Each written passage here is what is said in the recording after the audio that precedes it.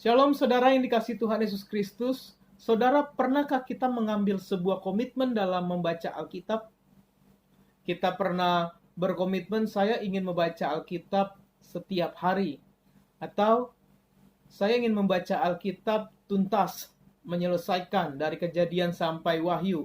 Atau mungkin ada di antara kita yang sudah pernah selesai membaca Alkitab dari Kejadian sampai Wahyu. Saudara, komitmen itu sangat baik dan benar. Sebab komitmen tersebut sangat disenangi oleh Tuhan. Tuhan sangat senang kepada kita anak-anaknya yang mencintai firman Tuhan. Di dalam Alkitab yang 100% adalah suara Tuhan.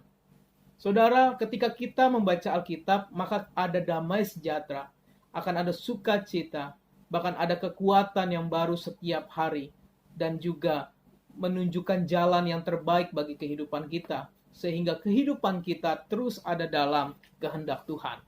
Saudara yang dikasihi Tuhan, dalam Alkitab itu terdapat dua bagian besar, yaitu Perjanjian Lama dan Perjanjian Baru. Di mana dalam Perjanjian Lama itu terdapat 39 kitab. Sedangkan dalam Perjanjian Baru itu terdapat 27 kitab. Saudara, pernah kita mengambil komitmen, lalu kita bingung mau mulai dari mana kita membaca Alkitab? Mungkin ada di antara kita yang mau mulai dari Mazmur. Saya mau mulai dari Mazmur saja. Sebab kitab Mazmur ini begitu indah kata-katanya. Sangat puitis kalimat-kalimatnya. Dan mungkin di antara kita ada yang ingin dari Amsal. Saya suka membaca dari Amsal. Sebab Amsal penuh dengan pengajaran dan hikmat. Atau juga ada yang suka langsung dari Perjanjian Baru. Karena saya ingin melihat atau menyaksikan langsung kehidupan Tuhan Yesus dalam Perjanjian Baru. Maka saya mulai dari Perjanjian Baru. Atau di antara kita ada yang senang sejarah. Wah, saya sangat senang sejarah. Saya mau membaca Alkitab dari kitab Keluaran. Di mana ada sejarah bangsa Israel keluar dari tanah Mesir menuju tanah Kanaan. Atau ada di antara kita yang senang dengan ayat-ayat pilihan atau tanda kutip ayat-ayat emas. Kita menganggap satu ayat ini sangat begitu bermakna dan sangat tepat sekali dengan kondisi kehidupan saya sekarang. Saudara yang dikasihi Tuhan, semuanya itu baik. Tidak ada yang salah dalam hal itu. Tapi dampaknya membuat kita tidak begitu mengerti secara keseluruhan isi dari Alkitab. Sebab mengapa? Alkitab itu ditulis dan memiliki satu benang merah yang berkaitan antara kitab satu dengan kitab yang lain yang ditulis dari Kejadian sampai Wahyu. Oleh sebab itu penting Bapak Ibu, saudara yang dikasihi Tuhan, ketika kita ingin membaca Alkitab, kita membaca dari awal sampai akhir. Sehingga kita mengerti benang merah dari Alkitab. Bukan membaca Alkitab berdasarkan keinginan kita saja, tetapi kita membaca dari awal sampai akhir dengan tujuan kita mengerti ada satu benang merah yang luar biasa yang Tuhan ingin sampaikan kepada kita. Bapak Ibu tidak perlu menargetkan membaca Alkitab berapa pasal sehari. Saya mau 5 pasal, misalkan. Atau saya ingin 3 pasal sehari. Wah, saya cukup 1 pasal saja. Bapak Ibu Saudara yang dikasihi Tuhan, itu tidak terlalu penting. Boleh-boleh saja. Tapi yang terpenting adalah bagaimana kita sungguh-sungguh membacanya secara teratur. Sehingga kita mengerti apa yang Tuhan ingin sampaikan kepada kita lewat pembacaan firman Tuhan tiap-tiap harinya. Saudara yang dikasihi Tuhan Yesus Kristus, sebelum kita membaca Alkitab, kita harus meyakini terlebih dahulu bahwa yang kita baca adalah suara Tuhan, yang adalah fakta sejarah. Saudara, ada beberapa golongan atau beberapa orang yang mengklaim bahwa Alkitab itu hanya sebuah mitos. Alkitab itu hanya sebuah dongeng. Alkitab itu hanya cerita tahayul, saudara. Tetapi mereka mengabaikan fakta-fakta sejarah dalam Alkitab. Saya ingin katakan bahwa Alkitab itu adalah 100% suara Tuhan. Firman Tuhan, perkataan Tuhan yang disampaikan kepada para penulis-penulis kitab tersebut. Memang Bapak Ibu, kitab yang kita miliki adalah Alkitab itu ditulis oleh beberapa orang yang Tuhan pilih, dan memang kehidupan mereka berbeda zaman, berbeda masa, berbeda waktu.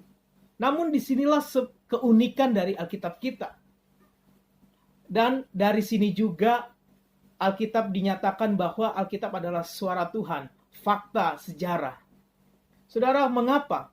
Sebab meskipun Alkitab itu ditulis oleh beberapa orang yang hidupnya berbeda zaman, yang hidupnya berbeda waktu, yang hidupnya berbeda masa,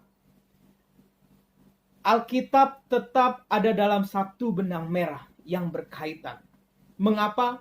Karena Alkitab ditulis lewat satu cara yang sama, yaitu pengilhaman Roh Kudus kepada para penulis kitab. Oleh sebab itu, Alkitab adalah 100% firman Allah. Dan fakta sejarah dapat kita lihat juga dari kitab pertama dalam Alkitab kita, yaitu kitab Kejadian. Bapak Ibu Saudara yang dikasihi Tuhan, dalam kitab Kejadian ada kata atau kalimat pertama, pada mulanya. Saudara, apakah pernah membaca atau menonton, menyaksikan sebuah dongeng atau cerita-cerita tahayul atau cerita-cerita fiksi? Biasanya cerita dongeng atau mitos atau cerita fiksi itu selalu menggunakan kalimat pada suatu waktu di awal cerita tersebut. Namun berbeda dengan Alkitab kita tidak memakai kalimat itu. Yang dipakai di dalam Alkitab kita adalah pada mulanya.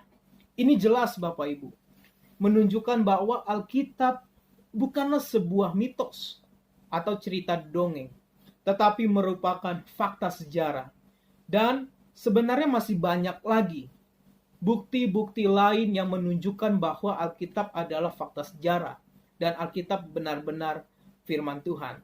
Namun saya akan menjelaskan di lain kesempatan dalam video yang lain. Saudara-saudara yang dikasihi Tuhan Yesus Kristus, kita akan belajar untuk membaca Alkitab secara teratur. Kita akan mulai dari kitab pertama dalam Perjanjian Lama, yaitu kitab Kejadian. Saudara, kitab Kejadian ini cocok sebagai kitab Perjanjian Lama yang pertama dan sebagai pendahuluan yang hakiki dari seluruh Alkitab.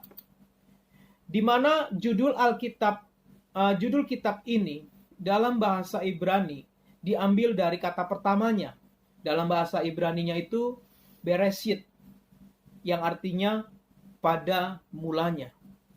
Nama Kejadian merupakan terjemahan judul Ibrani ke bahasa Yunani dan yang memiliki arti asal mula, sumber, penciptaan, atau awal dari segala sesuatu. Kejadian merupakan kitab permulaan. Bapak Ibu Saudara yang dikasihi Tuhan, mungkin kita mengenal dalam bahasa Inggris kitab ini dengan nama Genesis.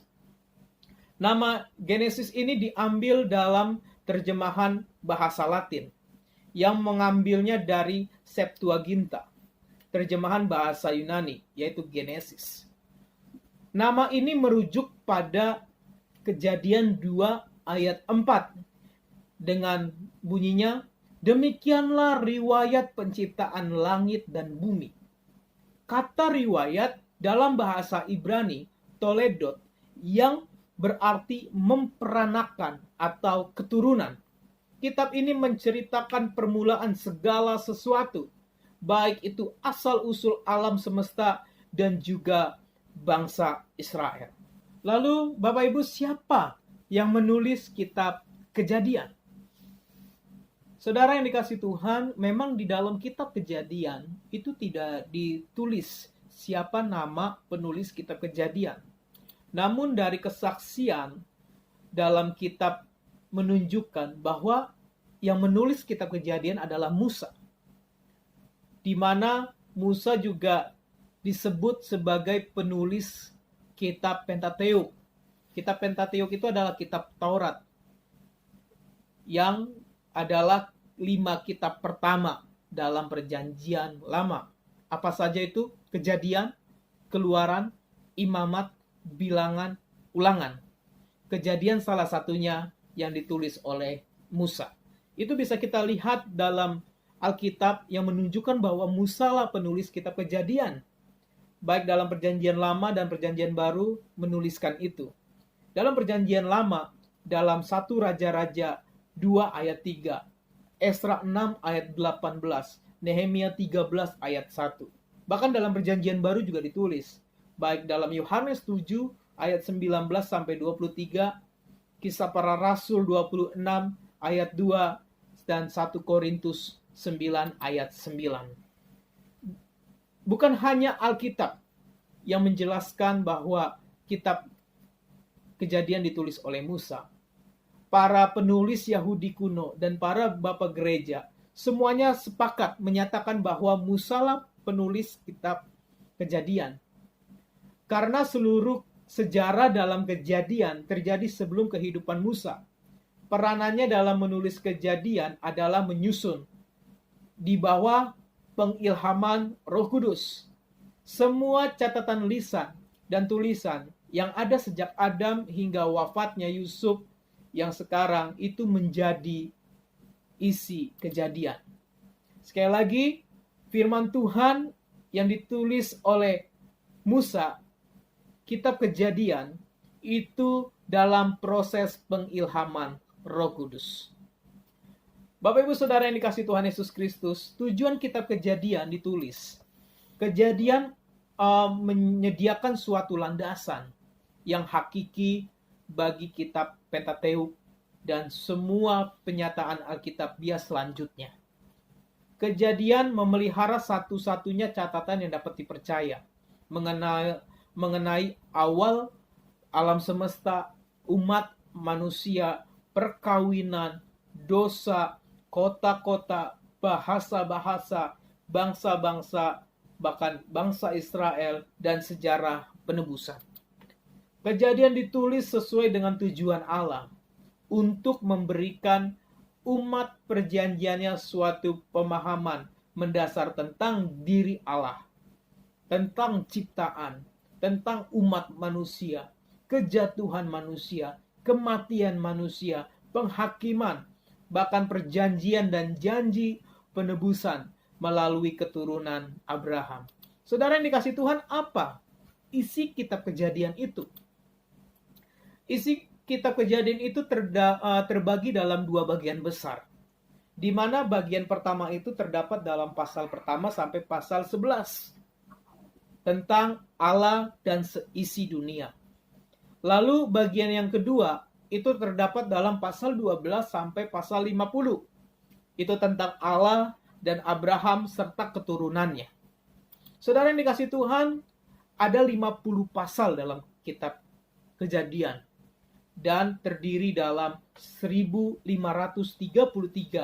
ayat yang ada dalam kitab Kejadian. Lalu kitab Kejadian ini kapan ditulisnya?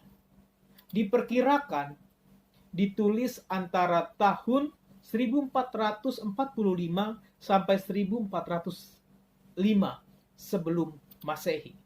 Bapak Ibu Saudara yang dikasihi Tuhan, demikian sejarah atau latar belakang singkat kitab Kejadian sebelum kita membaca kitab Kejadian lebih dalam lagi. Biarlah mungkin ini dapat memberikan kita sedikit pemahaman.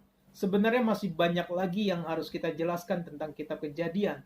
Tetapi saya di sini memberikan video ini secara singkat dan secara sederhana. Saudara yang dikasihi Tuhan Yesus Kristus, lalu apa berkat secara rohani yang kita terima dari penjelasan dari awal tentang Alkitab dan tentang kitab Kejadian? Setidaknya ada 5 berkat rohani yang saya ingin bagikan. Yang pertama, Alkitab adalah fakta sejarah dan 100% perkataan Allah. Lalu yang kedua, Alkitab memberikan kita pengenalan akan Allah dan kita akan melihat kebaikan Allah bagi kehidupan kita. Sehingga ketika kita membaca Alkitab, kita akan lebih mengenal Allah kita dan kita semakin diberkati oleh Tuhan dengan damai sejahtera dan sukacita.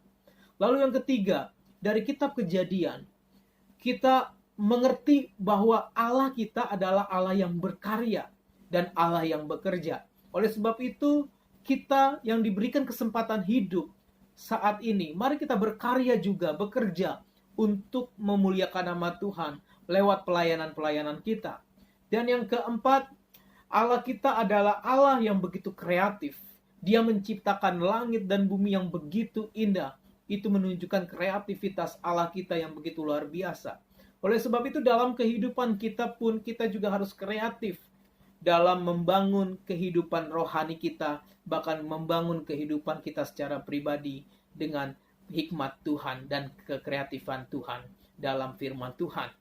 Dan yang kelima, Alkitab menunjukkan bahwa Allah kita adalah Allah yang memiliki rencana yang begitu indah dan mulia bagi kehidupan kita sebagai ciptaannya.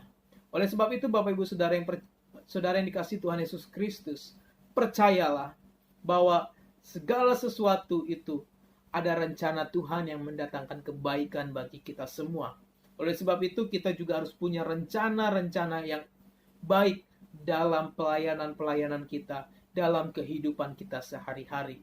Tuhan Yesus memberkati kita lewat pembahasan ini, dan nanti kita akan bertemu lagi dalam Kejadian pasal pertama. Tuhan Yesus memberkati.